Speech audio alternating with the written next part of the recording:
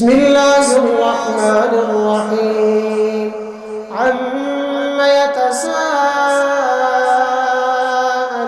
عن النبأ العظيم الذي هم فيه مختلفون كلا سيعلمون ثم كلا سيعلمون ألم نجعل الأرض مهادا والجبال أوتادا وخلقناكم أزواجا وجعلنا نومكم سباتا وجعلنا الليل لباسا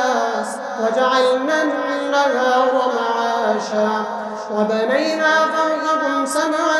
شدادا وجعلنا سراجا وهاجا وأنزلنا من المعصرات ماء ثجاجا لنخرج به حبا ونباتا وجنات ألفافا إن يوم الفصل كان ميقاتا يوم ينفخ في الصور فتأتون أفواجا وفتحت السماء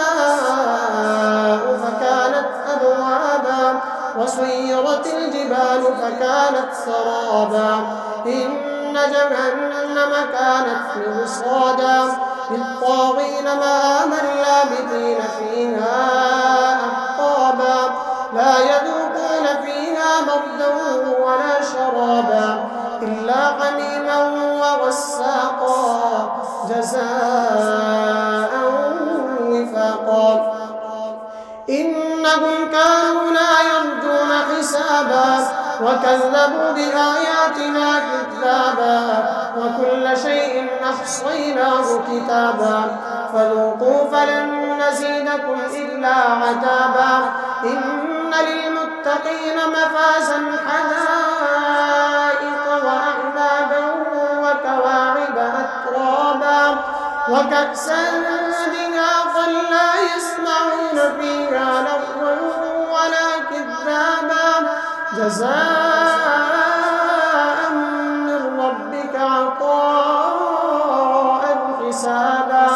رب السماوات والأرض وما بينهما الرحمن لا يملكون منه خطابا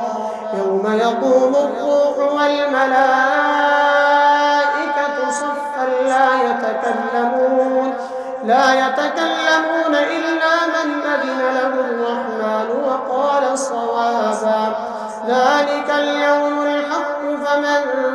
شاء اتخذ إلى ربه مآبا إنا أنذرناكم عذابا قريبا يوم ينظر المرء ما قدمت يداه ويقول